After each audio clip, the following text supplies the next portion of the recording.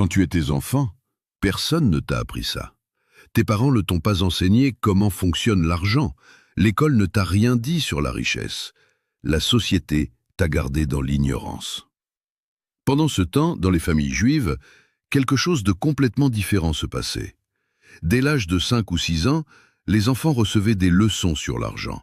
Pas des leçons théoriques, des leçons pratiques, des sagesses transmises de père en fils, de mère en fille, depuis des millénaires. C'est pour ça qu'ils réussissent, pas parce qu'ils sont plus intelligents, pas parce qu'ils ont de la chance, parce qu'ils apprennent les règles du jeu depuis l'enfance, pendant que toi, tu les découvres à 40 ans. Ou jamais. Aujourd'hui, je vais te révéler 7 choses que les Juifs apprennent à leurs enfants sur l'argent. 7 leçons que tu n'as jamais reçues. 7 secrets qui auraient pu changer ta vie si quelqu'un avait pris le temps de te les enseigner. Il n'est pas trop tard. Tu peux encore apprendre. Shalom. Je suis le rabbin Joseph. Voici ce que les parents juifs enseignent à leurs enfants et que personne ne t'a jamais dit. Et sois très attentif à la 4e leçon. C'est la plus importante de toutes. C'est celle qui sépare véritablement les riches des pauvres. C'est celle que j'aurais aimé que quelqu'un m'enseigne à 10 ans. Quand tu la comprendras, tout changera dans ta façon de voir l'argent. Première leçon que les parents juifs enseignent à leurs enfants. L'argent est un outil, jamais un maître. Toi, on t'a appris que l'argent était sale, que les riches étaient méchants, que vouloir de l'argent était honteux. Ou pire, on t'a appris à adorer l'argent, à le vouloir désespérément, à le voir comme la solution à tous tes problèmes. Les deux extrêmes sont des erreurs. Dans les familles juives, les enfants apprennent très tôt que l'argent n'est ni bon ni mauvais. C'est un outil, comme un marteau. Tu peux construire une maison avec un marteau, tu peux aussi blesser quelqu'un. Le marteau est neutre, c'est l'utilisation qui compte. Le Talmud enseigne: l'argent est un bon serviteur, mais un mauvais maître. Un enfant juif apprend à utiliser l'argent, pas à être utilisé par lui. Il apprend que l'argent doit servir ses objectifs, pas le contraire. Il apprend à le respecter sans le vénérer, à le gérer sans en devenir esclave. Laisse-moi te raconter comment cette leçon est enseignée. Un père juif donne à son fils de 8 ans son premier argent de poche. Pas beaucoup, quelques euros. Mais au lieu de simplement lui donner l'argent, il s'assoit avec lui. Il lui dit: « Cet argent est un outil. Tu peux l'utiliser pour acheter des bonbons et avoir du plaisir maintenant. Tu peux l'utiliser pour acheter un livre et apprendre quelque chose. Tu peux l'économiser pour acheter quelque chose de plus grand plus tard. Tu peux en donner une partie à quelqu'un qui en a besoin. Chaque choix a des conséquences. Réfléchis avant de décider. » Ce simple exercice, répété des dizaines de fois pendant l'enfance, crée une relation saine avec l'argent. L'enfant apprend à réfléchir avant de dépenser, à voir l'argent comme un outil de choix, pas comme une fin en soi. Toi, personne ne t'a appris ça.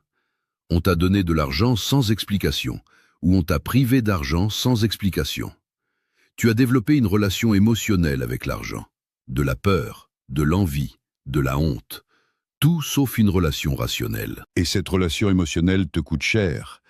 Tu dépenses sous l'émotion, tu évites de regarder tes comptes par peur, tu fais des choix irrationnels parce que l'argent te stresse. Le Talmud dit: « Maîtrise tes émotions face à l'argent et tu maîtriseras l'argent lui-même. » À partir d'aujourd'hui, change ta perspective. L'argent n'est ni ton ami ni ton ennemi, c'est un outil. Apprends à l'utiliser froidement, rationnellement, stratégiquement. Deuxième leçon que les parents juifs enseignent à leurs enfants: paie-toi d'abord, toujours. Toi, on t'a appris à payer tes factures d'abord, le loyer, l'électricité, la nourriture, et à la fin du mois, s'il reste quelque chose, tu peux le garder pour toi. Mais il ne reste jamais rien, n'est-ce pas? Les enfants juifs apprennent exactement le contraire. Dès qu'ils reçoivent de l'argent, la première chose qu'ils font, c'est en mettre une partie de côté, pour eux, avant tout le reste. Le Talmud enseigne: si tu ne te mets pas en premier, tu seras toujours le dernier. Cette leçon commence très tôt. Un enfant reçoit 10 euros. Avant d'acheter quoi que ce soit, il met 1 euro ou 2 dans sa tirelire. Pas ce qui reste, ce qui est prélevé en premier. Cette habitude, ancrée dès l'enfance, devient automatique. À l'âge adulte, le juif met de côté 20% de ses revenus dès qu'ils arrivent, pas ce qui reste, ce qui est prélevé d'abord. Laisse-moi te montrer pourquoi cette différence est énorme.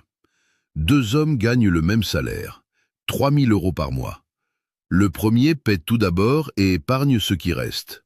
En général, il ne reste rien. En 10 ans, il a 0 économie. Le deuxième met 600 € de côté dès que le salaire arrive, avant les factures, avant tout. Il vit avec 2 400 €. C'est serré parfois, mais il s'adapte. En 10 ans, avec les intérêts composés, il a plus de 100 000 €. Même salaire, même vie. 100 000 € de différence. Juste parce que l'un a appris à se payer d'abord et l'autre non. Le Talmud dit « Celui qui attend d'avoir assez pour épargner n'aura jamais assez. » Toi, tu attends d'avoir assez. Tu te dis « Quand je gagnerai plus, j'épargnerai. Quand les temps seront meilleurs, je mettrai de côté. Un jour. » Les enfants juifs n'attendent pas.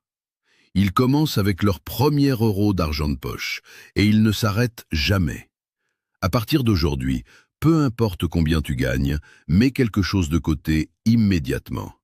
10% idéalement, 5% si c'est difficile, mais quelque chose. Avant les factures, avant les dépenses, paie-toi d'abord. Troisième leçon que les parents juifs enseignent à leurs enfants. Ne parle jamais de ce que tu as. Toi, on t'a appris à montrer ta réussite, à afficher tes possessions, à impressionner les autres avec ce que tu as. Les réseaux sociaux t'encouragent à étaler ta vie. Les enfants juifs apprennent exactement le contraire. Dès le plus jeune âge, on leur dit de ne jamais parler de ce que la famille possède, de ne jamais se vanter, de ne jamais révéler leur situation financière. Le Talmud avertit, celui qui montre sa richesse invite 3 malheurs. L'envie des autres, les demandes sans fin et le mauvais œil. Les enfants juifs apprennent à répondre aux questions sur l'argent de façon évasive. Combien gagnent tes parents? Je ne sais pas. Combien coûte votre maison? Ce n'est pas un sujet de discussion. Es-tu riche? Nous avons ce qu'il nous faut. Ces réponses sont enseignées délibérément. Les enfants apprennent que la discrétion financière est une protection. Laisse-moi te raconter une histoire. Deux familles vivent dans le même quartier. Elles ont la même richesse. Mais l'une est discrète et l'autre montre tout.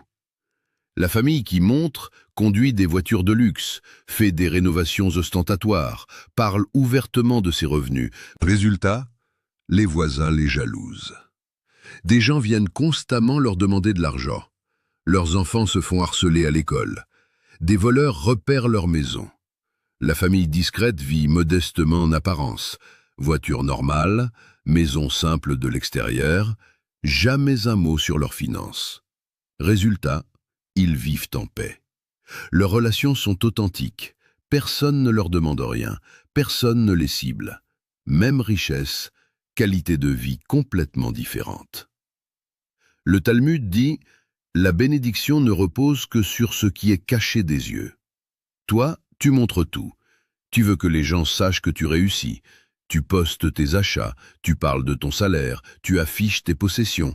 Et tu te demandes pourquoi tu te sens toujours jugé. Pourquoi les gens te demandent de l'argent. Pourquoi tes relations sont compliquées. Les enfants juifs apprennent à vivre riche en silence. C'est une sagesse que tu peux encore adopter. Quatrième leçon que les parents juifs enseignent à leurs enfants, c'est ici que tout change. Cette leçon est la plus importante. C'est celle qui sépare véritablement les riches des pauvres. C'est celle qui manque à ton éducation et qui explique pourquoi tu travailles si dur pour si peu de résultats. Les parents juifs enseignent à leurs enfants que l'argent doit travailler pour eux, pas le contraire. Le Talmud dit « Le sage fait travailler son argent pendant qu'il dort. L'insensé travaille pendant que son argent dort. » Toi, on t'a appris à travailler pour gagner de l'argent. Point final. Tu échanges ton temps contre un salaire. Plus tu travailles, plus tu gagnes. C'est tout ce que tu connais. Mais il y a une autre façon, une façon que les enfants juifs apprennent dès le plus jeune âge. Laisse-moi te raconter comment cette leçon est enseignée.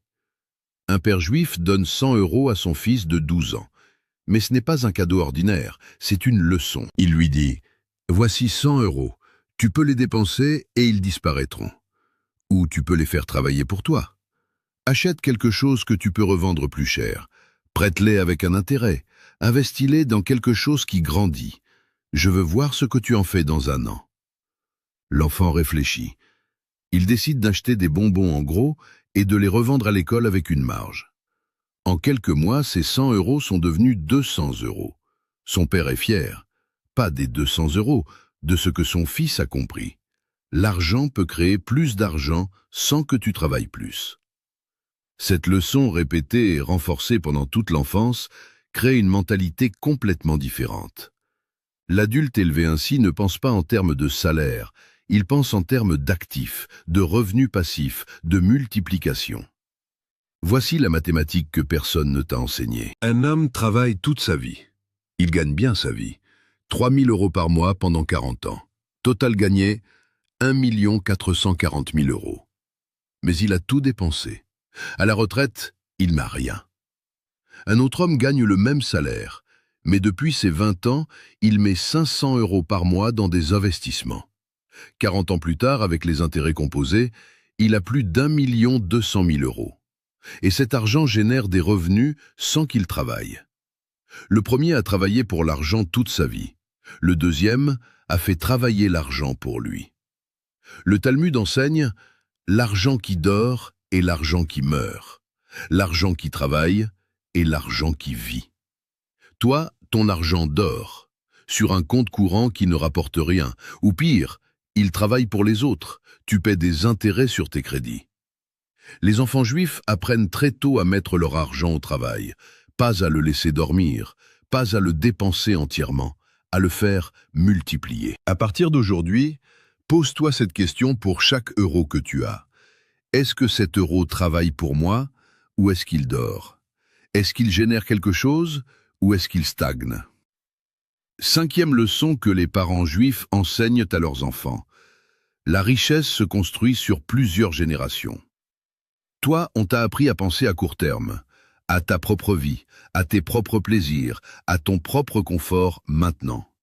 Les enfants juifs apprennent à penser en génération, pas en années, en génération.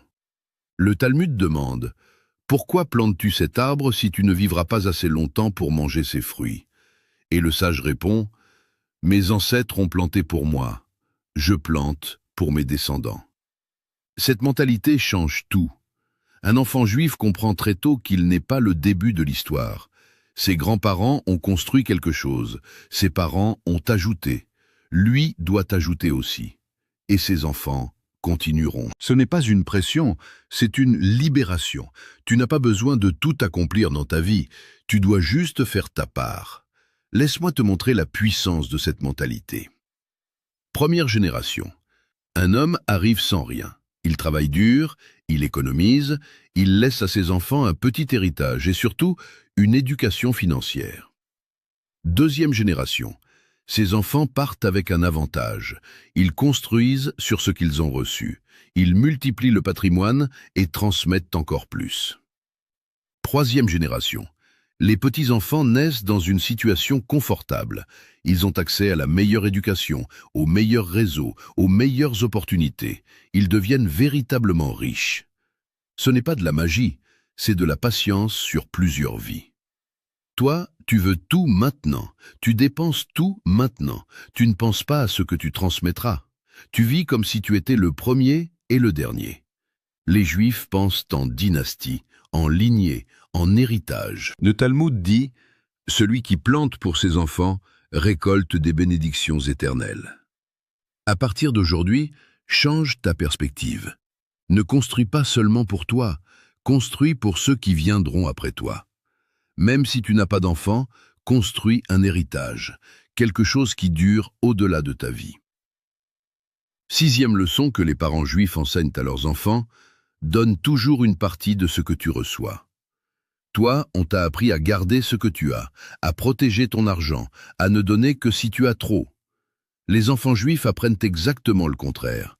Dès le premier euro qu'ils reçoivent, ils doivent en donner une partie. C'est non négociable. C'est le concept de la tzedaka. Pas la charité au sens occidental, une obligation sacrée. 10% minimum de tout ce que tu reçois doit être donné. Le Talmud enseigne « Celui qui donne s'enrichit, celui qui retient s'appauvrit ». Cela semble paradoxal. Comment peux-tu t'enrichir en donnant? Mais c'est une loi que les Juifs observent depuis des millénaires, et elle fonctionne. Laisse-moi te raconter comment cette leçon est enseignée. Un enfant reçoit 10 € d'argent de poche. Avant même de décider quoi en faire, il doit mettre 1 € dans une boîte spéciale, la boîte de tzedaka. Ce n'est pas optionnel, ce n'est pas quand il le veut, c'est automatique. Premier réflexe, 10% sortent immédiatement. Et voici ce qui se passe dans l'esprit de cet enfant. Premièrement, il développe une mentalité d'abondance. S'il peut donner, c'est qu'il a assez. Cette croyance s'ancre profondément. Deuxièmement, il apprend que l'argent doit circuler. Ce qui circule grandit, ce qui stagne meurt. Troisièmement, il crée des liens avec sa communauté. Les gens qui donnent sont respectés, ils ont accès à des réseaux, des opportunités. Les études modernes confirment ce que les Juifs savaient depuis toujours. Les personnes qui donnent régulièrement ont statistiquement plus de succès financier. Pas malgré leur générosité, en partie grâce à elle. Le Talmud promet « Celui qui ouvre sa main pour donner verra sa main remplie en retour ». Toi, tu gardes tout. Tu te dis que tu donneras quand tu auras plus, quand tu seras riche, un jour. Mais ce jour ne vient jamais. Parce que la générosité n'est pas le résultat de la richesse. Elle est la cause de la richesse. À partir d'aujourd'hui, donne quelque chose. Peu importe combien tu gagnes, 10% si tu peux, 5% sinon, mais donne régulièrement. Et observe ce qui change dans ta vie. Septième leçon que les parents juifs enseignent à leurs enfants. Ne dépend jamais d'une seule source de revenus. Toi, on t'a appris à trouver un bon travail et à y rester. Une carrière stable, un salaire régulier, toute ta vie. Les enfants juifs apprennent que c'est la recette du désastre. Le Talmud avertit, « Celui qui met tous ses œufs dans le même panier mérite de les perdre tous. » Les Juifs ont une raison historique de craindre la dépendance à une seule source. Pendant des siècles, ils ont été expulsés de pays en pays. Ils ont tout perdu du jour au lendemain. Ceux qui avaient diversifié leurs revenus ont survécu. Ceux qui dépendaient d'une seule source ont été détruits. Cette mémoire collective a créé une obsession pour la diversification. Un enfant juif apprend très tôt à avoir plusieurs sources de revenus, même petites, même symboliques au début. Laisse-moi te donner un exemple. Un adolescent juif a son argent de poche. Mais ses parents l'encouragent à créer d'autres sources. Peut-être il fait du tutorat pour des plus jeunes, peut-être il vend des objets qu'il crée, peut-être il fait des petits travaux pour les voisins. L'argent gagné est moins important que la leçon. Ne dépend jamais d'une seule source. À l'âge adulte, ce réflexe est ancré. Un juif avec un bon salaire aura quand même un investissement immobilier qui génère des loyers, ou un petit business secondaire, ou des placements qui versent des dividendes. Si une source disparaît, les autres continuent. Voici pourquoi c'est crucial. Un homme avec un seul salaire perd son emploi. Du jour au lendemain, ses revenus passent à zéro. Panique, stress, dépendance au chômage. Des mois de recherche désespérée. Un homme avec plusieurs sources perd une d'entre elles. Ses revenus baissent, mais ne disparaissent pas. Il a le temps de reconstruire. Il n'est pas désespéré. Il négocie en position de force. Le Talmud dit « Le sage a 7 sources de revenus et en cherche une 8e. » Toi, tu as probablement une seule source, ton salaire. Et tu vis dans l'illusion que c'est sûr, que ça durera toujours. Mais rien n'est sûr. Et quand ta seule source disparaîtra, tu seras nu.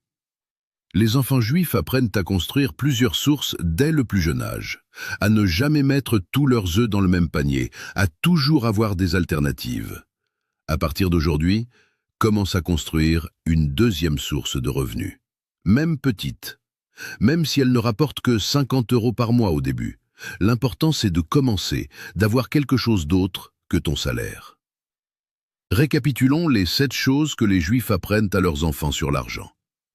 Premièrement, l'argent est un outil, jamais un maître. ni à rejeter, ni à vénérer, à utiliser rationnellement. Deuxièmement, paie-toi d'abord, toujours, avant les factures, avant les dépenses, mets de côté pour toi. Troisièmement, ne parle jamais de ce que tu as. La discrétion est une protection, le silence est une richesse. Quatrièmement, fais travailler l'argent pour toi. Ne te contente pas de travailler pour l'argent, multiplie-le. Cinquièmement, la richesse se construit sur plusieurs générations. Pense en dynastie, pas en années. Sixièmement, donne toujours une partie de ce que tu reçois. La générosité ouvre les portes de l'abondance. Septièmement, ne dépends jamais d'une seule source de revenus, diversifie toujours. Ces 7 leçons, les enfants juifs les reçoivent avant l'âge de 10 ans. Ils les pratiquent toute leur vie, ils les transmettent à leurs propres enfants. Toi, tu les découvres aujourd'hui, peut-être à 30 ans, 40 ans, 50 ans, des décennies de retard. Ce n'est pas ta faute, personne ne t'a enseigné, tes parents ne savaient pas, l'école ne voulait pas, la société préférait que tu restes ignorant. Mais maintenant, tu sais. La question est, qu'est-ce que tu vas faire de cette connaissance? Tu peux regarder cette vidéo, hocher la tête et continuer comme avant. Dans 10 ans, tu seras au même endroit, peut-être pire. Ou tu peux choisir une de ces 7 leçons, une seule, la plus importante pour toi, et commencer à l'appliquer cette semaine. Je te suggère de commencer par la deuxième. Paie-toi d'abord. C'est la plus facile à mettre en place, et elle change tout. Dès ton prochain revenu, mets quelque chose de côté, avant tout le reste, même si c'est peu, crée cette habitude. Et ensuite, ajoute les autres leçons, une par une, mois après mois. Dans 1 an, tu auras rattrapé des décennies de retard. Dans 5 ans, tu seras méconnaissable. Dans 10 ans, tu pourras transmettre ces leçons à tes propres enfants. Le cycle de l'ignorance s'arrête avec toi. Ou il continue. C'est ton choix. Le Talmud promet « Celui qui apprend à tout âge est comme un jardin planté tard mais qui donne quand même des fruits. » Il n'est jamais trop tard pour planter. Mais le meilleur moment pour commencer, c'est maintenant. Shalom, et que l'Éternel bénisse chaque leçon que tu apprendras et transmettras à partir d'aujourd'hui.